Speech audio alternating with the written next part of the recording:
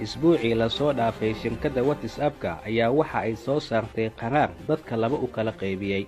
Qaraarkani marka uu soo ifbaxay waxaa durba ka falceliyay ninka ugu taajirsan dunida Elon Musk. WhatsApp-ku waxa uu leeyahay ogolow inaan ururiyo maseejyada aad qorto, guruubyada aad ku dhex jirto, dadka aad la hadasho, dukumentiyada aad dirto, macluumaadkaaga bangiga shadaada iyo qaaradda aad ku sugan tahay. Macluumaadkani aan ka ururiyana waxaan ka iibin doonaa shirkadaha kale. Haddii go'aankani aadan igu raacinna wixii ka dambeeyay 8 bisha February akoonkaaga WhatsApp-ka dib uma isticmaali doontid. Qaraarkani shirkadda WhatsApp-ka ay soo saartay waxaa si aad ah loogu soo hadal qaaday baraha bulshada, TV-yada iyo joornaalada. Waxaase cajiib ah qaraarkani cusub application kale ama aynu u guurno beddelka WhatsApp-ka, Telegram-ka ama aaladda Signal-ka. Dad badan ayaana hadda u istaagay inay sameeyaan application lagu xiriiro oo waddan uu leeyahay. Dagaalada ugu weyn ee hadda kadib la filan doono waxay u badnaan doonaan dagaalada cyber pandemic-ga loo yaqaano. Dadka tiknoolajiyada isticmaala waxa ay ku qasbanaan doonaan in shirkadaha ay u ogolaadaan macluumaadka ay ka qaraarkani cusub ee macluumaad ururinta wadamada midowga Yurub kuma ay jiraan. Inta kale ee soo harta dunida haddii WhatsApp-ka siyaasadiisu aysan waafaqin akoonadoodii waa la kansalayaa. Dadku waxay u kala qaybsameen marka arrintani ay soo ifbaxday dhowr nooc. Qola dhahda haddii WhatsApp-ka uu urursada macluumaadkayga xitaa ma jirto wax uu iga qaadi karo. Qola kalena waxa ay dhahday aynu samaysano application macluumaadka ay ka rabaan in ay ka qaataan ama in tiknoolajiyada qofku iska dhaafo. Sidaas darteeda Ruushka waxa uu samaystay internet isaga oo qaas ah oo Ruushka oo kaliya laga isticmaalo. Shiinuhu waxa uu leeyahay application u gaar ah oo dadku ay ku wada xiriiraan. Muhiim uma aha iyagu in applicationada ajaanibta ay isticmaalaan. Kuwanina waa wadamada horumaray ee bilaabay in internetyo iyaga u qaas ah ay samaystaan. Tanina waxay hoos imaanaysaa ilaalinta daatada shakhsiga. Dunida oo dhan ayaa maanta mid la mid ah oo qiyaali ah waxa ay ka dhisan tahay internetka dhexdiisa. Ilbiiqsi walbana dadku internetka akoon cusub ayay ka furtaan ama waxyaabo cusub ayay soo dhigaan. Wax walba oo nolosha quseeyana maanta waxaa loo soo qaaday internetka. Macluumaadkani daatada cidda waxay awood u leedahay wax waliba, xitaa daata ilaalintu qarnigani waxa ay ku jirtaa waxyaabaha la maalgashado ee ugu fiican. Maanta wax walba ee qofka u qarsoon xitaa internetku waxaa la moodaa meel amni ah oo wax lagu kaydsan karo. Dabcan internetku qof wax uu ku kaydsan karaa, balse xogtaadu 100% ma aha mid amni, waa sida gacantaadii ay uga baxday. haddaba WhatsApp-ka sharciyadiisii cusub ee macluumaad ururinta uu ku codsado in fasax ay siiyaan. waagii hore xitaa WhatsApp-ka iyo applicationada la midka oo dhan dadka macluumaadkoodii si qarsoodi ah ay ku qaadan jireen, balse qawaaniinta dawladaha ay ilaalinta macluumaadka gaarka ah ee shakhsiga marka ay ku adkaatay kadib waxa ay ku qasbanaadeen shirkaduhu inaanan la ganaaxin darteeda in buton yar dadku ay soo hordhigaan iyagoo aanan ku baraarugsanayna in dadku isaga codeeyaan. haddaba su'aashu waxa ay tahay, waagii hore xitaa haddii WhatsApp-ku iyo applicationada la midka ah macluumaadka ay dadka ka aruurin jireen, maxay hadda arrintani dadka ay uga hadlayaan? sida asalka ah dadku waagii hore ma aysan fahamsanayn, hadda ayay ka hadalka arrintani dadku waxa ay bilaabeen in ay ka doodaan. Facebook iyo WhatsApp-ka, email-ga, Instagram-ka, dhammaan applicationada lacag la'aanta waxay u badan tahay in mar un aad isweydiisay shirkadahani maxay applicationadani free ay uga dhigeen. Facebook waxaa macquul ah xayeysiis in uu lacag ku helo. haddaba WhatsApp-ku xayeysiis maadaama uusan lahayn, sidee ayuu lacag ku samayn karaa? wadada u furan ee shirkada lacag ay ku samayn kartana waa in macluumaadka dadka ay aruuriso. marka macluumaad lagu leeyahayna ma aha oo keliya sadi iyo hadalladaadii. teknoolajiyada raboodka ay isticmaalaan shirkadahani ilbiiqsi walba waxa ay la socdaan waxyaabaha aad qorayso, xilliyada koolka aad ku jirto, macluumaadka aad ku hadlayso, saaxiibadaadii, dukumentiyada aad u dirto. marka uu WhatsApp-ku uu ku furan yahay, halkee ayaad sidoo kale internetku ayaad gashaa? maxaadse badana internetka aad ka dhex qabataa? da'daaduse waa imisa? waxyaabahani raboodku waxa uu u baranayaa si aadan adigu xitaa naftaadii u aqoon. marka raboodka uu bartana waxa uu bilaabayaa in mar walba uu ku kontaroolo.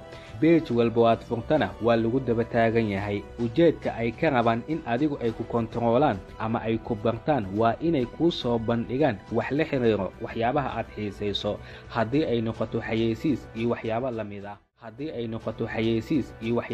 ah. waayo shirkaduhu waxa ay social mediaha wax uga xayeysiistaan in dadku wax ay ka iibsadaan. maalin walba waxaa kaa soo horbaxa boqolaal xayeysiis oo aadan furin. haddii adiga oo faqiir ah oo ay ku tusaan xayeysiis tikid diyaarad raqiis ah, waxba micnaha xayeysiiskaasi kuma uu samaynayo. qofkii lacagta xayeysiiska bixiyeyna waxa ay u tahay khasaaro, maadaama xayeysiiska adiga uusan ku qusayn lagu tusiyey. shirkaduna waxa ay noqonaysaa mid shaqadii loo dhiibtay ee waxayeysiinta ahayd dad aanan loo baahnayn u soo bandhigtay. si tani loo yareeyana, raboodku wuxuu ku qasban yahay in qof walba daatadiisii uu la socdo. haddii aad tahay qof inta badan kombiyuutar internetka ka raadiya, ama haddii aad tahay qof inta badan dalxiisyada waddamada iyo waxyaabaha la xiriira baara, raboodku wuxuu ku qasbanaanayaa kolkaasi waxyaabaha adiga aad xiisayso oo ay inta badan aad raadisid inuu kuu soo bandhigo. xilliyadani dambe dadku waxyaabaha ay ku baraarugeen waxaa ka mid ah in qofka uu dhaho waxyaabaha qof kale aan kala sheekaystay marka facebooka aan soo galo waxaan ku arkaa wixii aan ka hadlay xayeysiiskooda. sidoo kale qofka website haddii uu booqdo waxyan kadib facebooka, waxaa macquul ah inuu ka arko xayeysiiska wixii uu baaray. tanina ujeedada laga leeyahay waa in qofka xayeysiis bixiyaha ah iyo qofka wax iibsadaha ah inay isku jaango'naadaan. balse mar walba ujeedku xayeysiis oo keliya looma isticmaali karo. mararka qaarkood waxaa loo adeegsan karaa in adiga lagaa xanaajiyo. facebooku astaamaha uu leeyahay, loofka, xanaaqa, oohinta iyo waxyaabaha la midka ahba hamoodin waxyaabo horumar ah ee lagu soo diray. waa wax dareenkaagii sida shay aad uga heshay lagu qiimeynayo. dhinac saaxiibadaadii marka loof aad u saarto waa ay kaa raali noqonayaan. dhinacna facebooka ayaa waxa uu wax ka baranayaa waxyaabaha aad jeceshahay iyo waxyaabaha aad ka xanaaqdo. mar haddii qofka facebooka uu barto internetka gebigiisii wax uu ka dhex samaynayo, xitaa siyaasiyiinta uu dhagaysto, kuwa uu loofka u saaro, kuwa uu kommentiga ka bixiyo, waxuu xitaa facebooku kala baranayaa intaa kadib siyaasiga ama xisbiga adigu lagugu tirin karo. dhowr sano ka hor shirkadda facebooka waxaa la saaray ganaax dhan $5 bilyan. sababteeduna waa in siyaasaddu ay soo farageliyeen. siyaasiga ay doonayaan shirkadahani in ay soo saaraan waxyaabo dadka ku dhiiragelinayo in siyaasiga ay jeclaadaan ama in ay falowgarayaan ama in badan ay dhegaystaan ayay soo hordhigayaan. mulkiilaha facebooka arrintani inuu ku qardanaa uuna aqbalayo ganaaxa lacagta waxa uu ka qirtay koongareeska Maraykanka. haddii aynu u imaanaan whatsappka, hadda waxa uu dadka fasax uga dalbanayaa in xogtoodii haddii shirkad ay ka codsato inay ka iibin karaan, maadaama adigu aad saxiixday. tusaale, haddii maanta magaalo Maraykan anigu aan ka furto dukaan yar oo jalaato lagu iibiyo, waxaa qasab ah in shirkadaha aan ka iibsado deegaanka aan dukaanka ka furtay dadka ku nool ma yihiin dad jalaatada dalbada. daatada dadkani marka facebooka ama shirkadahani ablicationada firiiga aan ka iibsaday kadib, project walba iyada oo laga warqaba ayay shirkaduhu sameeyaan. natiijada ka dhalan kartana iyaga oo ku baraarugsan. tanina waagii hore xitaa social mediaha ka hor dadku ay isticmaali jireen. tusaale, waxaa jiri jiray dukaan haddii waagii hore inta social mediaha uusan soo ifbixin kahor aad wax ka iibsato, waxaa dukaanka hor yaalay buug aad u weyn, waxaana lagaa codsanay in magacaagii iyo nambarkaagii buugga aad ku qorto. wixii aad iibsatana gees ayuu qofka ku qorayaa. qof kale oo kambani ka socda ayaa dukaanka nambaradii uu qortay iyo dadku waxa ay gateen ayuu ka iibsanayaa macluumaadka oo dhan.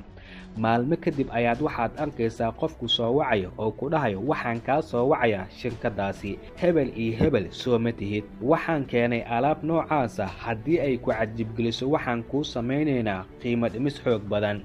dabcan waddamada horumaray social mediaha ka hor sidani ayaa daatada dadka loo kala iibsan jiray, balse arrintani waa mid dembi ah. whatsappkuna sharciyada cusub ee uu soo saaray midowda Yurub waddamada ka tirsan oo dhan ma aha sharci qaban doona, sababtoo ah qaanuunkoodii ilaalinta xogta shakhsiga ayaa ah in cid kale gacanta xog qof uu leeyahay in aysan gacan ku dhigi karin. sidaasi darteeda WhatsApp-ku haddii waddamada Yurub sharcigoodii uu khilaafo waxa uu kala kulmayaa ganaax aad weyn.